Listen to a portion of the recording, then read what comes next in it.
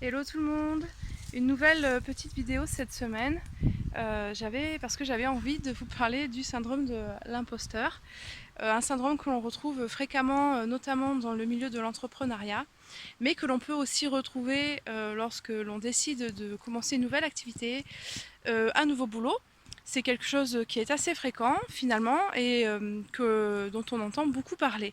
Et ce matin, la question que je me posais était serait-il possible de parler du syndrome de l'imposteur non plus comme quelque chose de négatif, quelque chose de limitant, mais comme quelque chose de positif.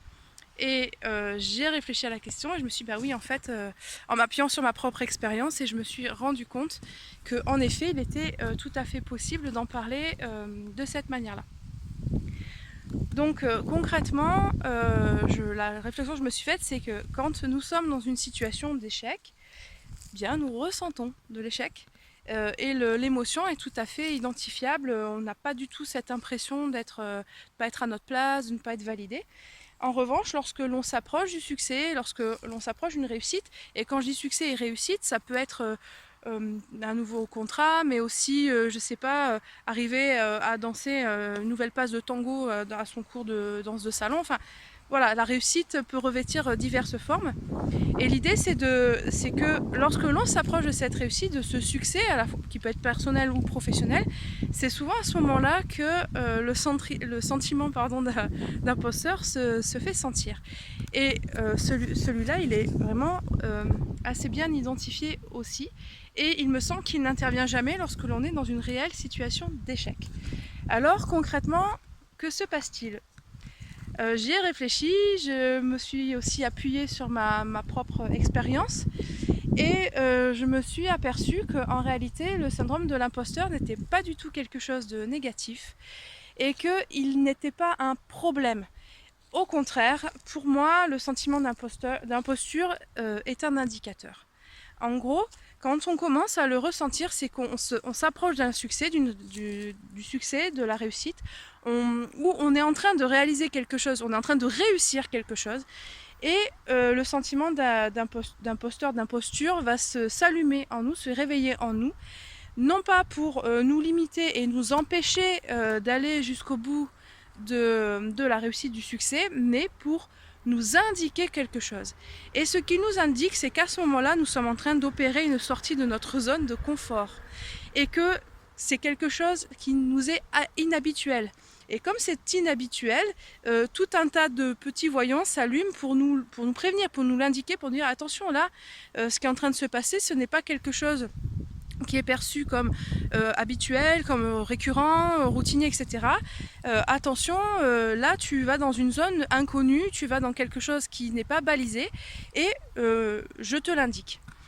Un peu comme le voyant dans une voiture qui s'allume quand vous n'avez pas encore attaché votre ceinture. Et donc l'idée c'est que lorsque l'on ressent ce syndrome de l'imposteur, c'est une bonne nouvelle. Ça veut dire que quelque chose a bougé déjà en nous. Ça veut dire que quelque chose s'est mis en chemin et s'est mis en travail. Sans quoi on ne ressentirait pas ce syndrome-là ou ce sentiment-là. Ce serait inconscient, on ne le ressentirait tout simplement pas.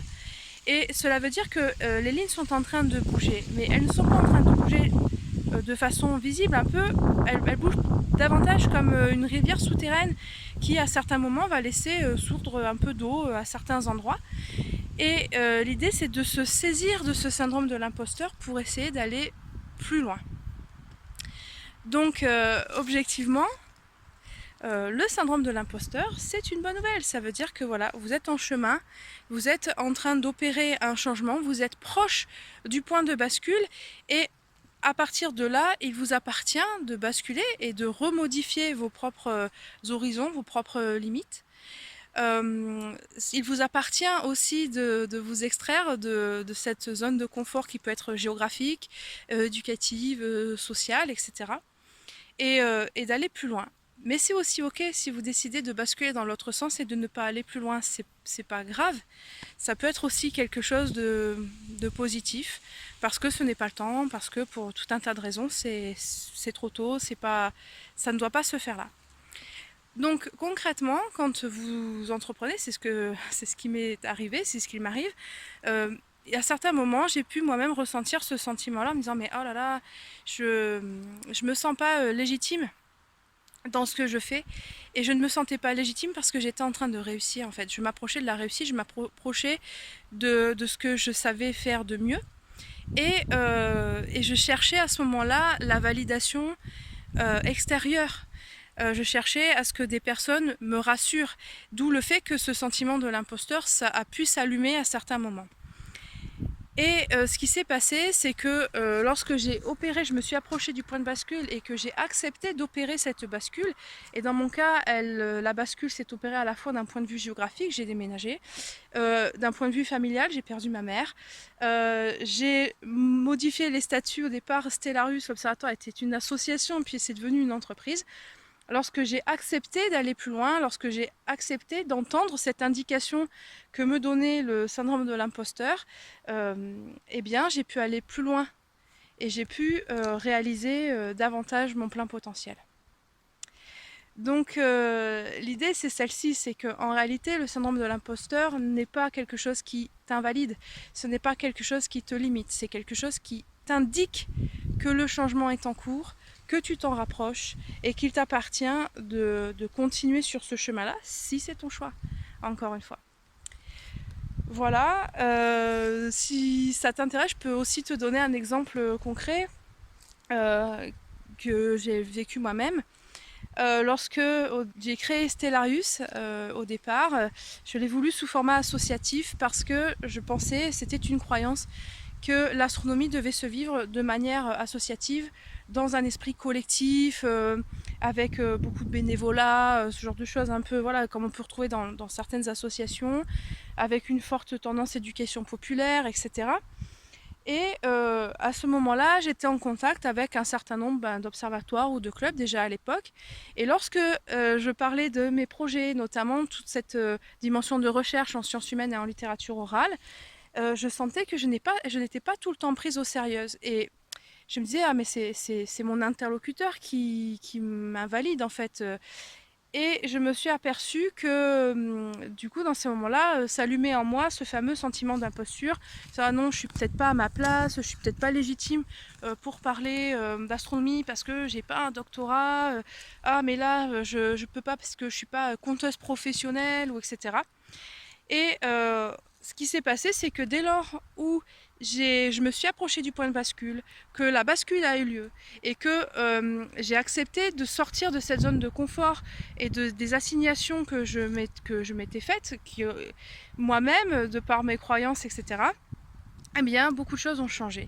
Et donc aujourd'hui que Stellarius est une entreprise et que j'ai pu avoir ce statut de chercheuse indépendante, eh bien, ces mêmes observatoires, ces mêmes clubs avec qui j'étais en relation à l'époque et qui chipotaient pour me payer une soirée, une prestation ou mon travail, quoi, qui n'arrivaient pas à avoir la valeur de ce travail-là, eh bien, ces mêmes personnes, alors que c'est toujours moi, mais ces mêmes personnes sont aujourd'hui honorée de travailler avec moi. C'est ces personnes-là qui recherchent ma présence. Ce sont ces mêmes personnes-là qui recherchent mon expertise. Et qu'est-ce qui a changé? Ce n'est pas ces personnes-là qui m'ont validé, moi. Non. C'est que moi, je suis allée plus loin, j'ai dépassé le syndrome de l'imposteur, je l'ai pris comme un indicateur et l'ayant dépassé, je me suis validée moi-même. Et l'important, quand on entreprend, quand on commence quelque chose de nouveau, qui nous sort de cette zone de confort, c'est de ne pas forcément rechercher, on ne recherche pas la validation extérieure, elle découle assez naturellement d'une validation que l'on se fait déjà à soi-même. Et je peux t'assurer que beaucoup de choses ont changé pour moi dès lors que je me suis validée moi-même. D'ailleurs aujourd'hui, eh bien, je ne recherche plus la validation de l'extérieur, je fais ce qui me semble juste pour moi. Et j'essaie de faire en sorte que ça se passe bien. Et lorsque les personnes viennent en soirée, par exemple, aux soirées de l'Observatoire, je n'ai pas d'attente, je n'attends pas d'eux qu'ils me valident mon travail, qu'ils me disent « Ah, c'est génial, je me régale » et je ne suis pas dans cette attente à tout prix que les gens me fassent des retours extrêmement positifs. Et au contraire, quand ça arrive, c'est plus un plaisir, je suis contente, je suis heureuse d'avoir su partager ma passion. Et de l'avoir fait de façon agréable, communicante, contagieuse, etc. Voilà, donc pour résumer, le sentiment de l'imposteur n'est pas quelque chose de négatif, c'est quelque chose qui t'indique que tu te rapproches du point de bascule parce que tu es déjà dans un chemin de réussite, personnelle ou professionnelle, et qu'il t'appartient d'aller plus loin. Et ce plus loin, c'est redessiner ton horizon, redessiner tes lignes personnelles, ta constellation intérieure, je pourrais dire, c'est joliment dit, ça je pourrais se dire comme ça, constellation intérieure, et que ce faisant, tu vas pouvoir te valider, toi, sans attendre la validation de l'extérieur. Et s'auto-valider, eh bien ça change absolument tout. Je vous souhaite un bon mercredi, à bientôt!